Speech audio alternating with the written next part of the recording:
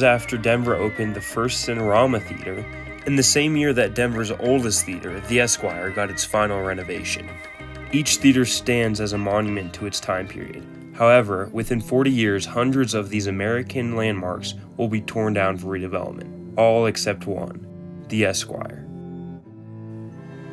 This problem goes far beyond the city limits of Denver. Today there is only around 6,000 operating theaters in the nation, a number dwarfed by the over 32,000 theaters that have been closed.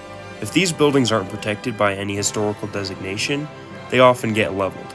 Currently, over 16,000 of these buildings have been destroyed. Our history is being taken away from us every day. The Esquire is being threatened by redevelopment. It's our goal to save the Esquire. This is the team. So in this project, I worked as the communicator. I was making sure the group was on track. Team leader and documentarian. Was marketing. That's what I signed up for. When I heard about the Esquire shutting down, it kind of like hit close to home. I appreciate art, and I don't like seeing a bunch of like art installations being torn down worldwide, but especially in Denver, my hometown. And the importance of just going out into the film center.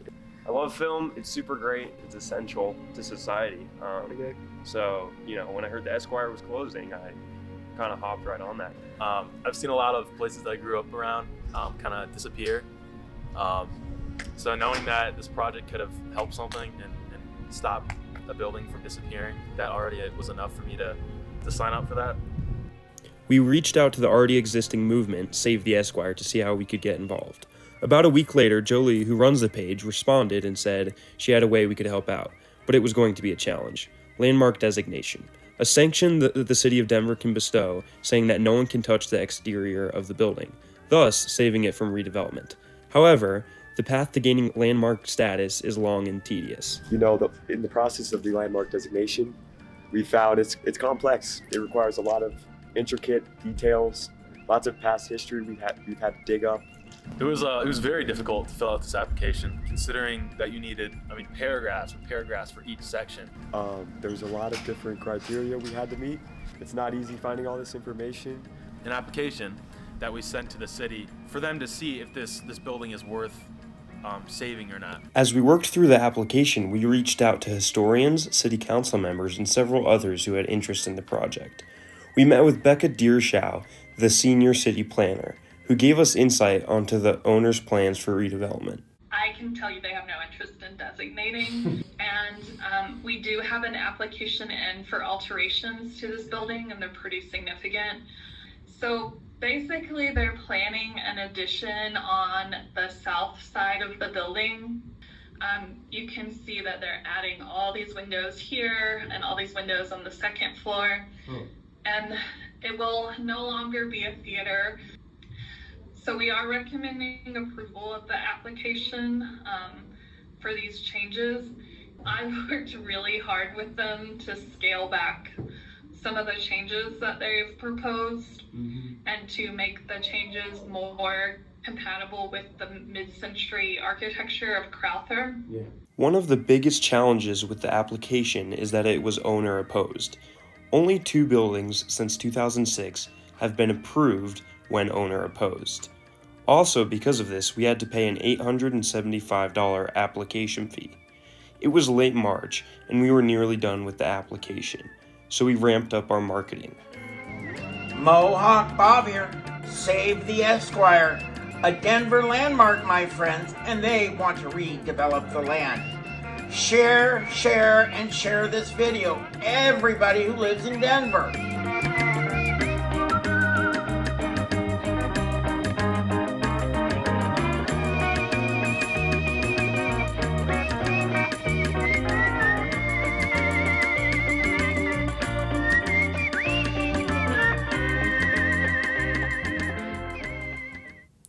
On March 20th, we saw an article on the front page of 9 News.